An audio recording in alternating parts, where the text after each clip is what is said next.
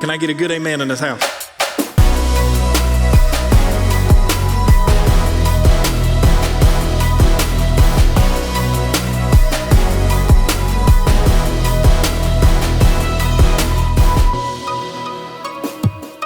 We're joined today by Parker Byrd and his dad, Dr. Jeff Byrd. The Byrds. Thank you. The Byrds are with us. The Byrds. And so thank you guys so much for being here. Looking forward to hearing a little bit about your guys' story and all of that. Parker, you're at ECU. Yes, sir. I'm a sophomore this year. Playing baseball. That's right. Freshman on the field, sophomore in the classroom. There Nice. we go. There we go. Let's go. It's definitely a confusing question now. It's what year are you? I'm like, two answers. That's right. That's right. Two answers. I had that same thing in college, but that's because I had to stay an extra year. Not because I was an athlete. It's all right. Yeah, I was going to say, like, what? Well, this is my second sophomore year, but it's that's not for. It's a little COVID. Yeah, that's right. I had a COVID year. So. That's COVID year. Everybody has a COVID year. Just blame it all on COVID. That's right. That's right. Man, that's awesome. Why don't you tell us a little bit about your story, where you guys are from, what brought you to Greenville, all that stuff. Yeah, so we're from a little place called Laurinburg, North Carolina. It's probably about 2.5 hours away from here. It's a little spot on the map. But my dad and my mom both went to ECU, both undergrad here. My dad went to medical school here. And I think we've always grew up ECU fans, or I have. Yeah, me and my sisters have always been just Pirate fans. And so ever since 9th grade, I've been committed to East Carolina, and I've always been a Pirate since then. So That's awesome. Did you so you didn't even really look at any other schools? You're like, Pirates is where I want to go. Yeah, so I was born in Columbia, South Carolina. So Oh, Lord. Yeah. That's the wrong Carolina, yeah, bro. Yeah. But so my dad did residency there, right? Yeah. Yeah, so Columbia, and I was a Gamecock fan for a little bit growing up. And I You were kind of confused. Yeah, I was. I was 50-50. I was a house divided within myself. That's right. But, yeah, so I wanted to go there for a little bit, and then some things happened with a guy I knew back home. He went there to play baseball, and I was like, hey, I want to go to East Carolina. Let's go. That's awesome. Now, Pirates, did you man. always intend for him to go to ECU? You know, I just wanted him to play. You know what I mean? It was pretty funny, like, early on when he was getting recruited. You know, I think Duke was, like, his first phone call. He was pretty on That's Duke, strong. but then he saw the cost of Duke. And then with baseball, it's not fully funded. So Oh, yeah. you get 45% scholarship. And you say, now I really want my sisters to go to school, too. So he coming back off. Yeah, Look What at a you good being brother. generous. Look at you. selfish I know. guy. You know. But he would go to, like, when he was getting recruited, all the coaches would come to the field, and Parker would be out there in full ECU gear. And his travel coach was like, hey, Parker, you might want to back off all the ECU gear because all these schools are looking at you. He's like, I only want to go one place. So he knew That's from day awesome. one this is where he wanted to be. So, That's amazing. Yeah. Did you think a lot of recruits stopped looking at you because of that, or do you think that everybody kept engaged, hoping that you would just change your mind? Luckily, I committed very early. Yeah. So I guess they didn't really get the chance as much to recruit me, but maybe. But it doesn't really matter because I mean I knew where I wanted to go. So talk. What year did you get recruited? What year did you commit? 9th grade. So it was November 12th of my 9th grade year. So what is what does high school That's look like amazing. there? Like, Yeah. you know, hey, I'm going to ECU. I'm good. Yeah. Got the- So I mean, obviously there's more pressure on you, but I mean I liked it. I loved it.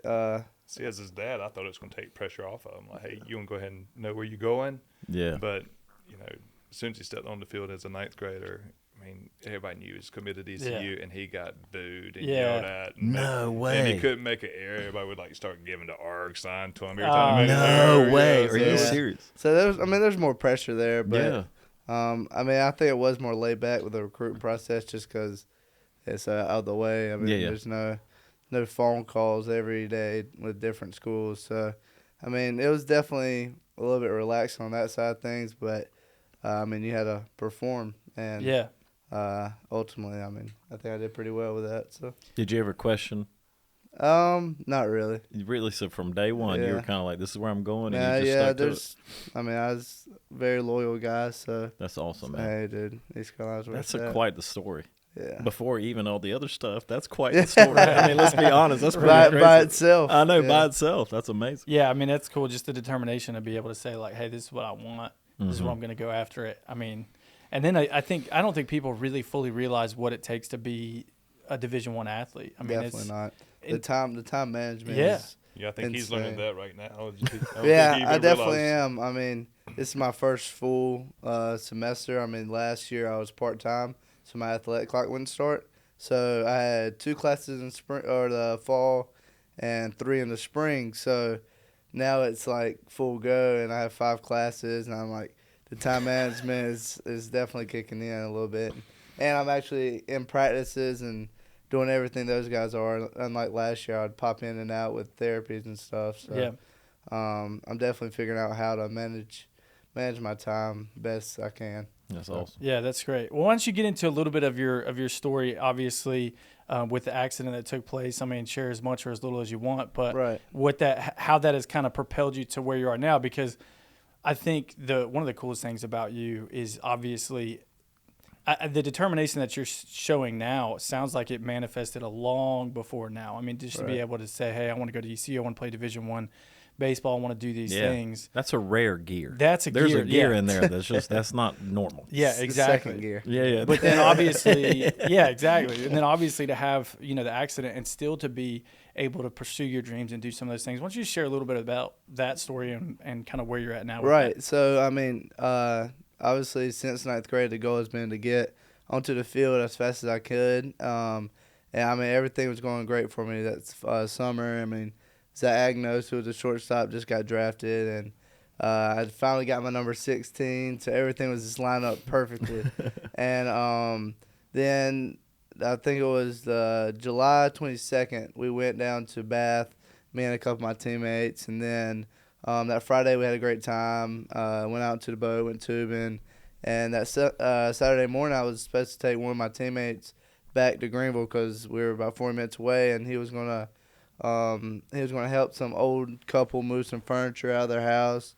And so he got a text that morning, was like, hey, Miles, thanks for volunteering, but we really don't need your help.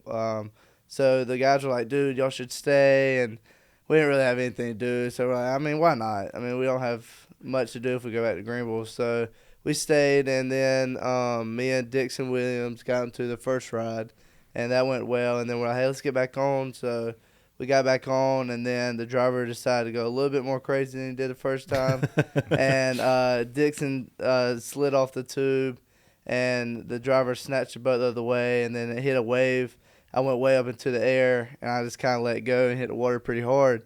I was like, dude, I got to get back to this boat. So I was swimming back to the boat, and as I got within like 10 yards, the driver put it in reverse and basically ran me over.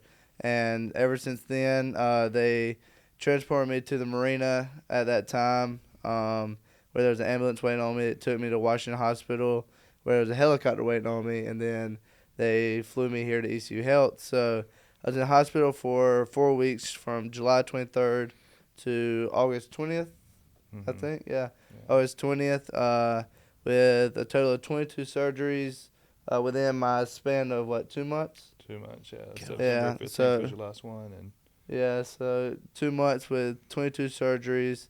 And then I had to get my right leg amputated on August 4th.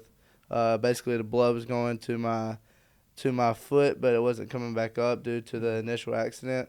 And so they had to amputate the dead parts. And ever since then, we just kind of been rehabbing a lot. And a lot, yeah. Like this morning. That's right. And so went to rehab from pretty early on in October. you still, didn't have his prosthetic. Yeah, I was still getting have surgeries wound vacs and on, stuff, still having surgeries done. I went to Young's Physical Therapy first, Yeah. and then I transferred to outpatient at the hospital, and I'm still there to this day. And so ever since then, just been doing that, and then had to learn how to walk again once I got my prosthetic in December, and then I got this one in March from a grant from Challenge Athletes Foundation. So we had to go up to Chicago to get that one, which was pretty cool because it was great prosthetists up there that got me fitted really well. We actually just came back from there to getting a new fit, but it's kind of just the process.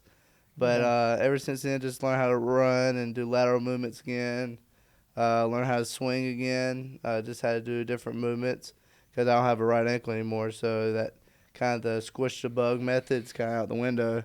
So I had to learn how to scissor, which with great help from ECU coaches, and then Lance Martin at Next Level has kind of helped me a lot with that. Yeah, Lance is a man. So they've been really generous of helping me and taking a lot of time to do that. So that's amazing. A lot of rehab. I mean, that's a lot. And then your background from, all you do with pediatrics and I mean, all that. I mean, you had a front row seat, but not just a front row seat as a dad, but also with all your medical training.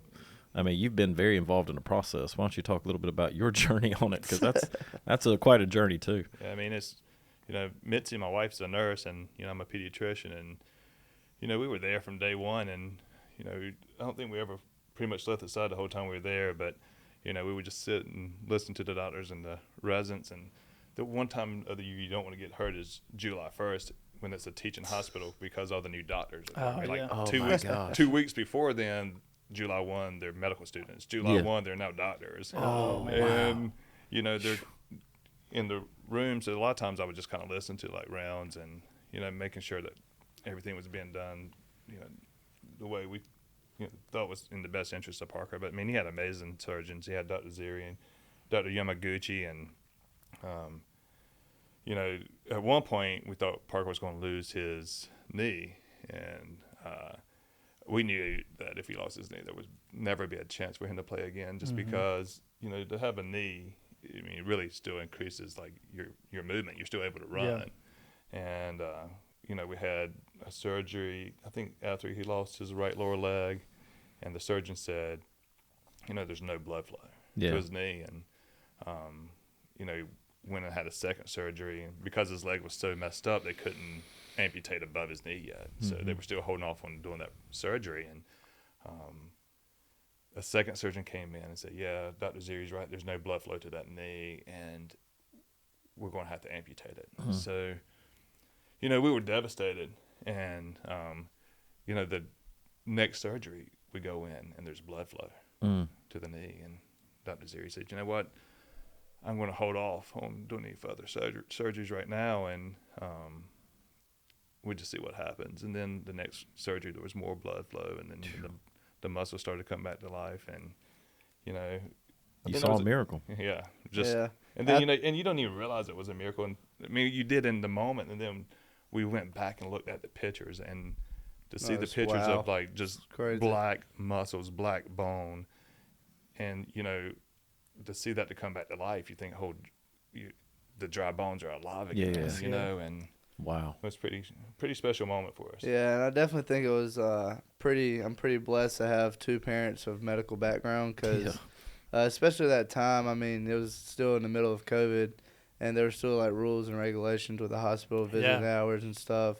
So when Dad was in there, Mom was in there, and when Mom was in there, Dad was in there. So both of them having a medical background is pretty key, because, I mean, there was a good bit of times where I thought Dad was my doctor instead of my actual nurse. Well, he's a great doctor. He's a great doctor. He was sitting there telling them, like, what medicines to put me on instead of this one, and certain reasons why. And, I mean, I think he had several debates with a couple of nurses that were trying to do other things. But I just think having those two backgrounds were pretty key, because, I mean, I know one example was they had me on gabapentin, and it was making me, like, literally have tremors, and, like, I couldn't even hold my phone.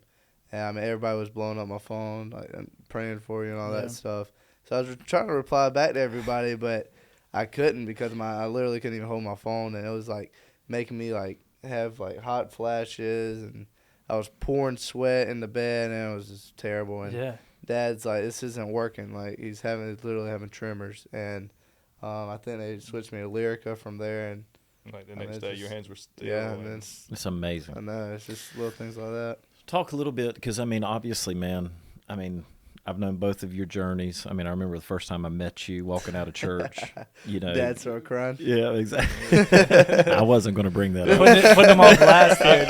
I knew he was going to bring it up. I think in all fairness, though, I think you get a pass on this one. Yeah, exactly. Like, it's like one of those things, like, you go to church and sometimes you hear a sermon, and, like, I think God sent that to me. Like, I think, Pastor Aaron wrote that for me, and I never met him. It was the first time we ever came to Open Door, and I walked to the children's church to get our youngest daughter out, and I'm walking up, and Aaron's talking to Parker and Mitzi and our oldest daughter, Grayson, and he said, "How are you doing, brother?" And that's all he asked me. Yeah. And I just fell apart. Yeah. And then I think he felt bad for me. He's like, "Hey, man, let me get your number, and we're going to have lunch this week." And he put it on his charity hours. No, it was not that at all. Yeah. But the truth is, everything changed in a moment. Definitely. I mean, it really did. And I thought of it as a dad, because I've got 2 sons, and both of my sons are very active. I mean, you had been on this trajectory. I knew enough of your story to know that you'd been on this trajectory, for a long time. And he had invested a ton in that trajectory. Mm-hmm.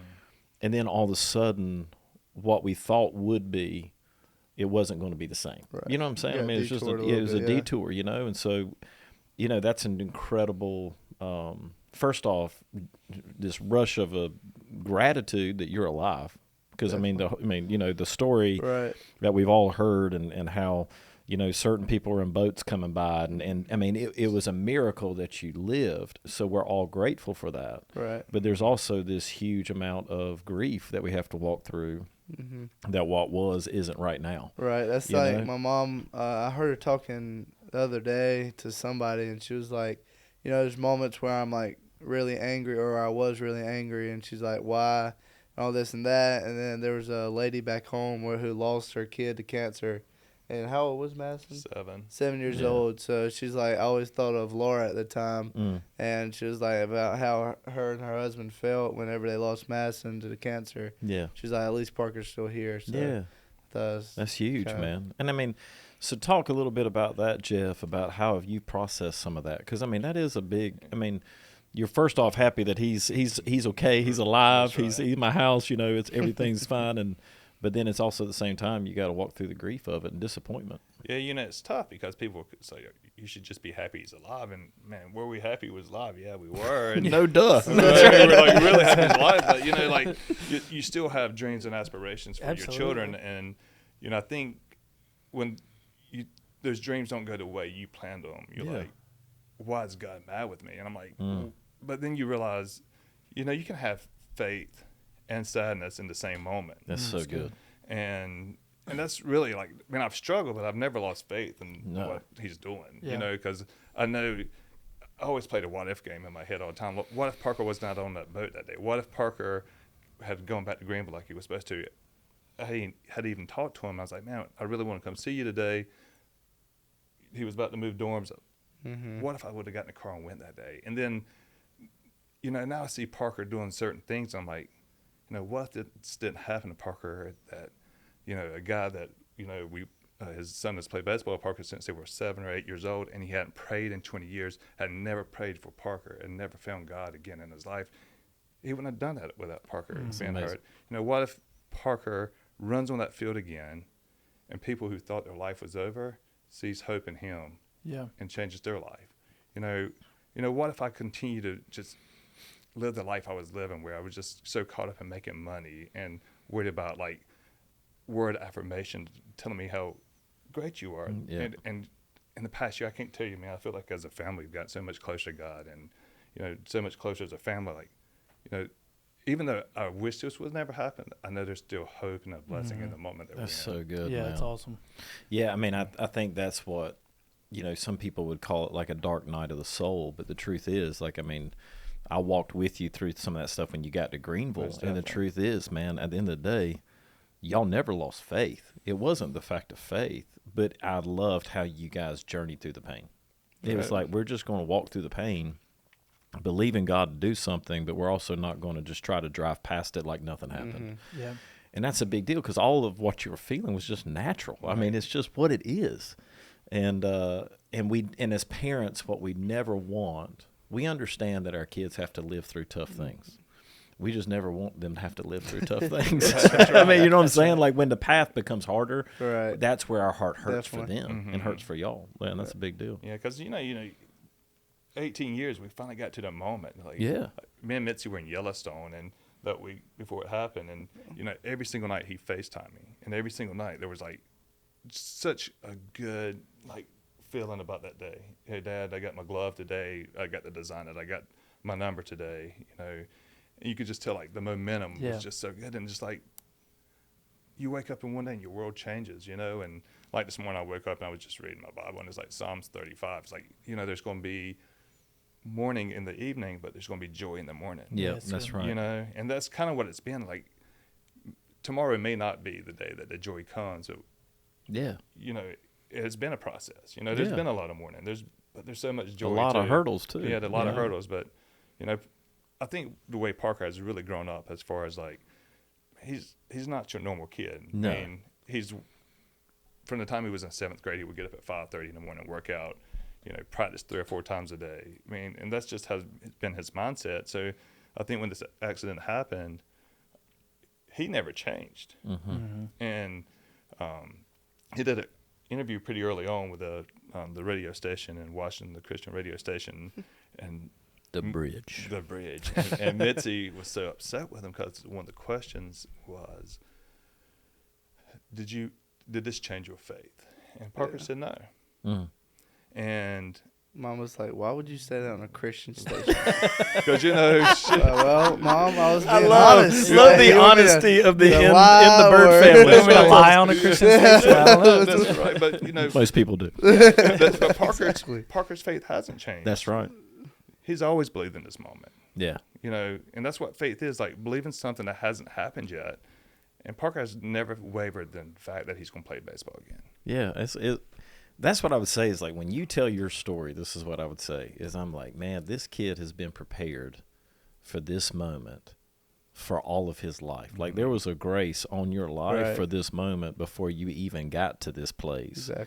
That God was already preparing you for the challenge. Mm-hmm. Right. And that's pretty unbelievable, Right. But then on the other side, how much has your faith shifted in this time? Because me and you've had that conversation. Because truth be told, the first time I met you and we talked, and I mean, I think I told you this, there's a grace for you to walk through this. Like, there's no doubt, like, because God doesn't bring anything that we can't walk through with his grace, right? Exactly. So, like, at the end of the day, man, like, this is tough, and I know it's hard, but there's a grace that God's given you because he knew this was going to happen before anybody did. Right. I mean, before I was even born. It's hard. Right. I mean, for mama and daddy, this is tough, I told Aaron one time, I said, I really feel like I should send you some money for all the therapy you're giving me because, we just in it to win it. We're just trying to win. Like, because I really, I've struggled. I mean, I really have struggled. And he's like, hey, Dad, don't cry. I think it's also different for, like, the parents because, like, for me, it's, like, really just the process of, like, every day I'm just so focused on, like, what I have to do to get back to the field and to kind of get back to where I was. So, I mean, I'm in the process, like, every day. So, I think for them being outside of, I mean, not outside of my life, but outside of my views and stuff. They can't do the lifting for you. They can't do the running for you. So, they're not always distracted by what's next. Oh, that's good. There's a little bit different view on that. So, I think they have a little bit more time to reflect and think about exactly everything. And my dad's a little bit emotional about everything. So, I mean, this is kind of how he is, and that's kind of how he handles things. So that's good, man. Yeah, I think that's awesome. I think that's I think that point is great. I mean, as a parents, we kind of have to. We can't, he can't get into the physical therapy and do the workout and go on the field and do all those things, and so it is kind of like. I hope everything's okay. Some things you can't pay your way out of. That's right. I mean, like, that's I don't exactly care how right. much money you have or who you are. Some things you got to have your faith. Yeah. And that's the only thing right now we have is like. Well, I think, gosh, man, there's so many thoughts coming to my mind. But like, there's the passage of scripture where, and y'all have reminded me about this since day one, but the kid who is a father brings a son to Jesus. And he's like, the kid's demon possessed, and he's saying, like, listen, the kids run to the fire, the kids run into the water, and I'm having to go get them. And he's basically saying to Jesus, is there anything that you can do? Mm-hmm. And there's this beautiful picture that, what you've been through, he's been with you all the step of the way. The family has really rallied around you. But at the end of the day, I mean, all that your parents could really do is say, Jesus, help. I mean, what I'm saying? We can get you in front of the best people. We can do all the things. But unless Jesus does something, and it's just been an amazing testimony to many. And I know that, a lot of people think that it's over, but what I think has been beautiful about y'all's family is just how you've journeyed through it. And not, it's not all been rainbows, and it's not always been up and to the right, and I think that's what social media tries to make it look like that sometimes, but it's not. It's like the hard times when the leg starts bleeding again, or when we got to go back to Chicago and get another fitting, or we got to, there's been a million hurdles along the way. Definitely, yeah, just a little obstacles that you have to get over and get little W's at a time. I think just stacking days on days, that will definitely overcome those stuff. So talk, man. So you're hitting the circuit now. So all these people are like, come tell your testimony, Park. Including the good amen. Including the good amen, right? We had to wait in line to get to. I know. I was like, do I have to call an agent? What is getting ready to happen? Y'all were first in line. So. Oh my gosh. So tell me, you threw out the first pitch. All right. At the Astros. That's okay. Pretty cool, that's pretty cool. Come on, dude. That was one of the coolest moments. Even though he rented up and in, it wasn't a strike. Yeah. Oh, Lord, your daddy ain't giving you no two-seamer. Oh, wow. It was a two-seamer. So talk about that. So you met Biggio, you met all those cats. Yeah, that was all those cheaters. I'm sorry, all those Astros. I'm just kidding. Yeah. That was a surreal moment. Just because I got to throw out the first pitch, obviously, but I think the coolest moment to me was just watching them hit BP before the game because, those guys are different. They're up there for a reason. So, just watching their routines and then getting to talk to a lot of them because you're right there on the field. And I sat there and talked to Bregman for 15, 20 minutes. And, he just sat there and talked to me and Dad like we're typical human beings. Yeah. And he was sitting there telling us, what he was doing wrong in his swing and how he has to fix it. And I'm like, dude, I'm just a college athlete, bro. I'm not a hit instructor, but, he had a purpose for everything he was doing. And then one of the best short swings in the game, too, man. know. That guy's to the ball so fast. So twitchy, oh, my gosh. It's unbelievable to watch. It's great. And I think his work ethic kind of reflects on mine a little bit, too, just because he, ever since, I'm sure before, but college, they called him the Mr. 1 a.m. Mr. 1 a.m. all the time, and that's really how we got there.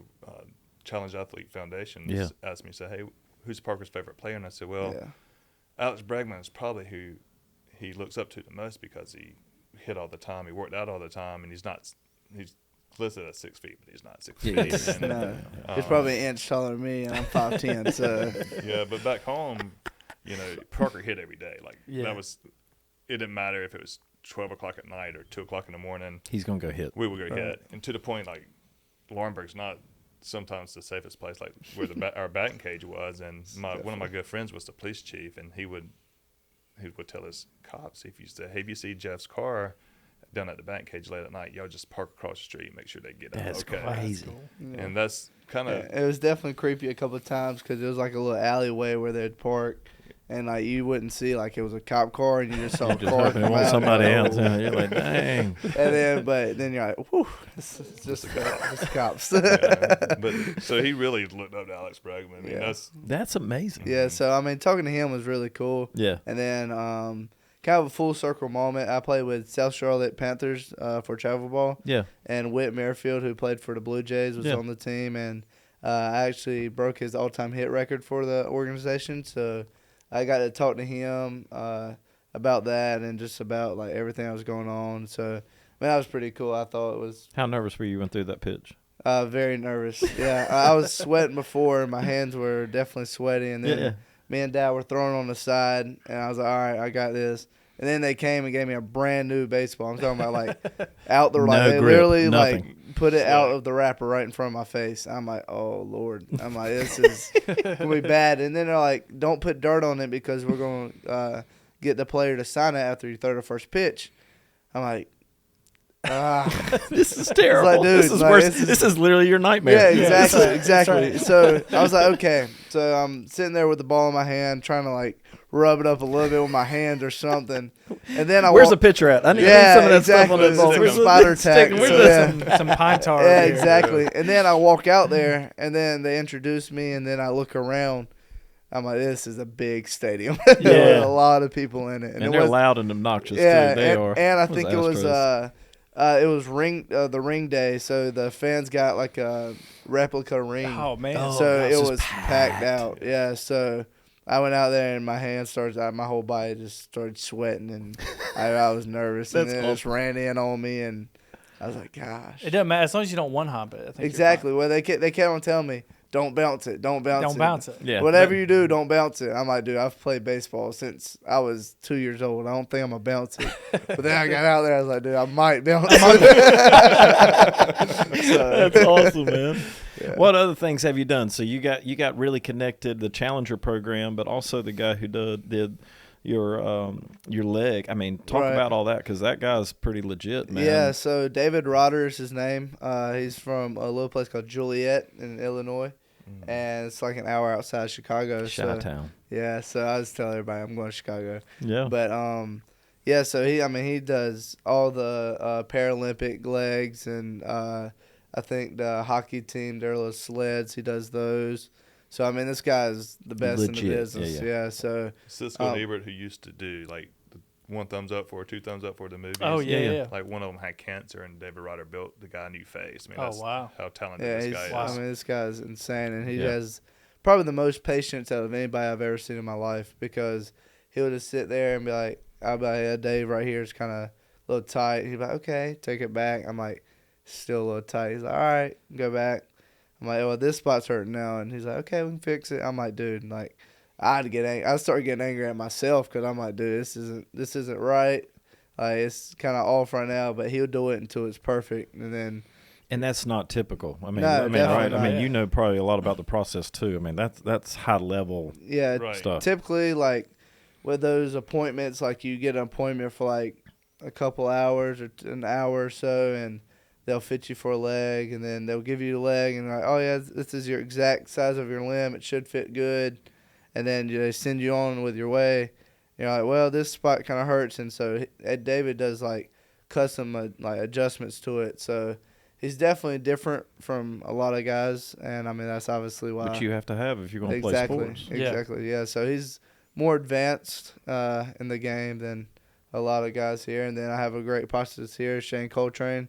So anytime I need adjustments on this leg or the leg he's made me, I just go to him. I was like, hey, and he's kind of the same way. He'll make sure everything's. And not all legs are created the same, right? They're not, yeah. So, I mean, this one is a little bit more athletic than the other one I have. I mean, my other one's considered a walking leg.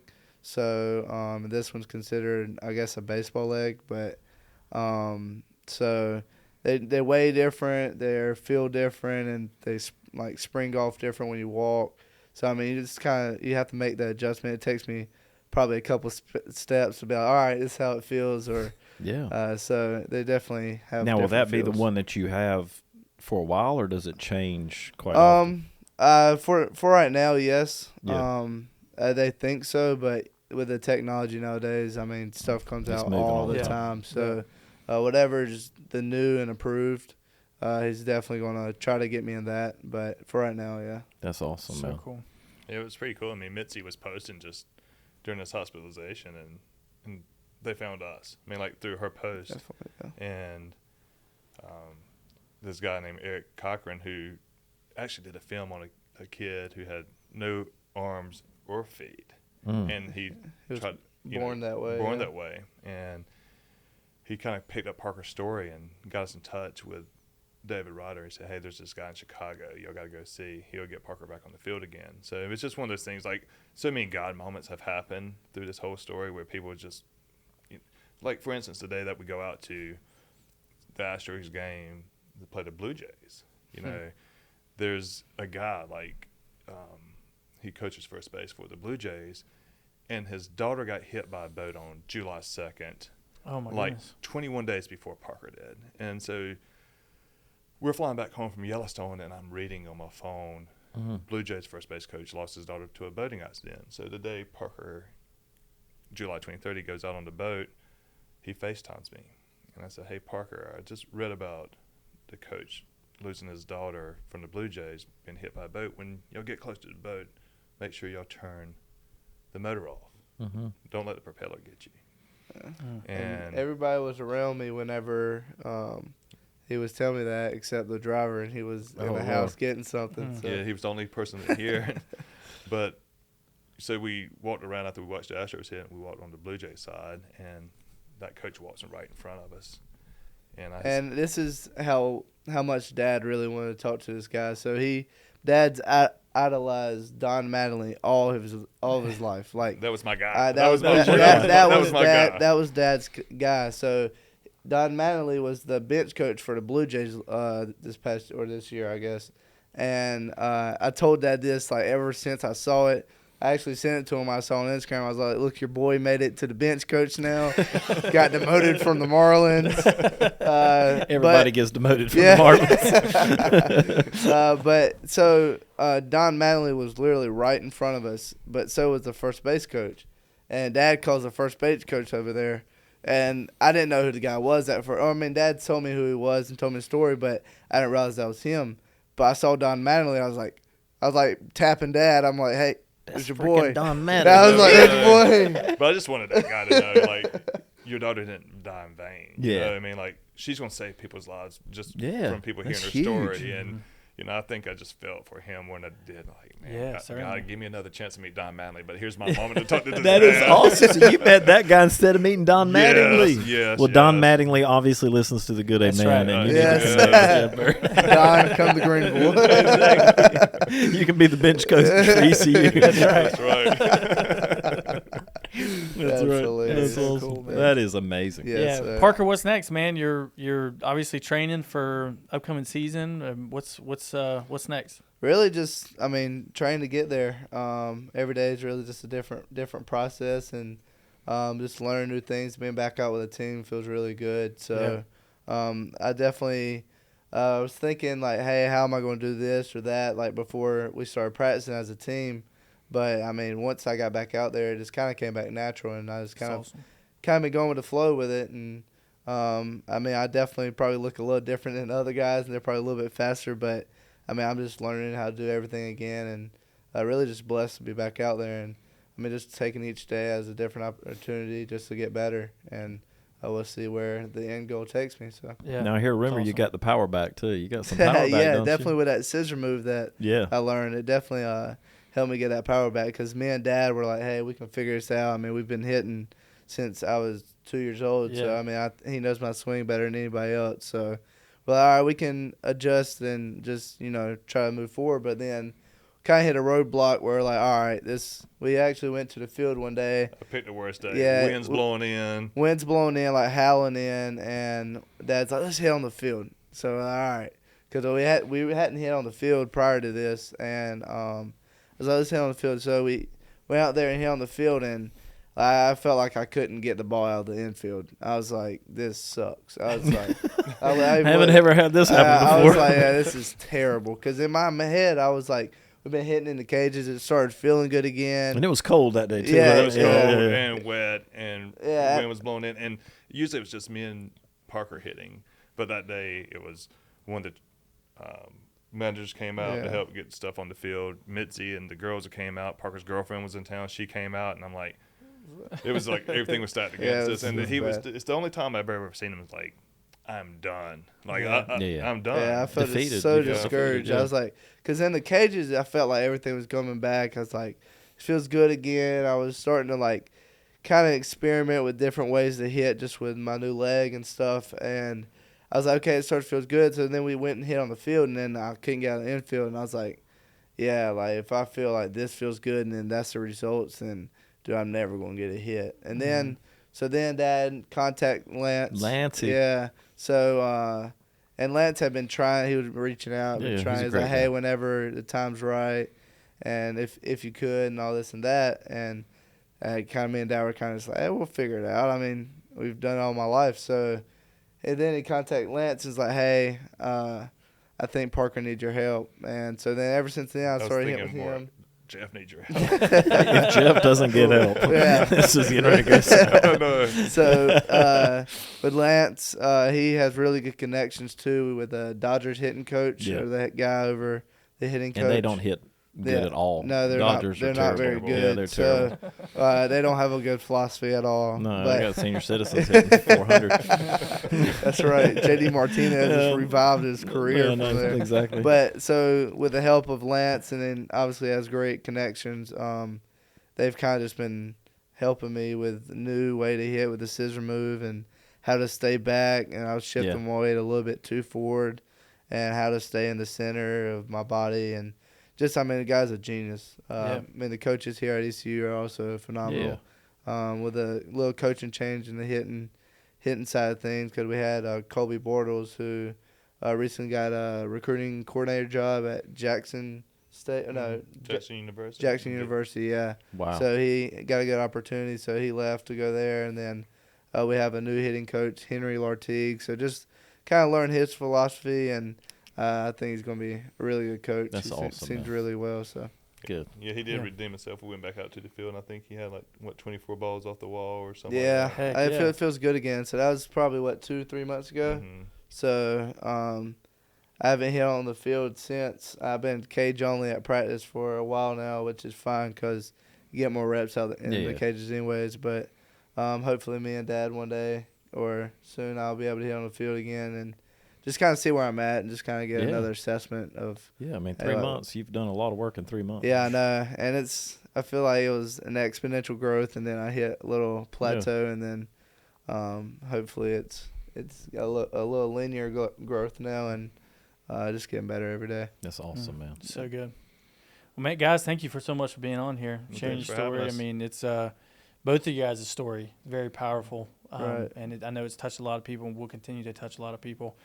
And, man, it's awesome. Yeah. Thank you guys. Thank you guys. Thank you. Proud Thank you of guys man. for having us on here. I mean, this is something I've always wanted to do ever since I saw y'all had this, so it's a pretty cool opportunity. No, man. Yeah. Proud of you, boy. Yes, sir. Keep I going, man. appreciate it. We Yes, believe sir. in it's going to be awesome. Well, See you you know I take that will. field, man. Yes, sir. All right. Next time I want to hear about 24 homers. That's right. That's right. 24 Hope so. That's right. 24 bombs. You're playing on the big field. Just give the good A man a good shout out. That's I right. will. Yeah, I will. yeah. I write it on my wrist tape or something. Right on the eye black. Just I'm good like A man. Tim Tebow. That's right. Timothy Tebow. That's right. That's it. Yes, sir. Thank you guys. Yes, sir. That was awesome.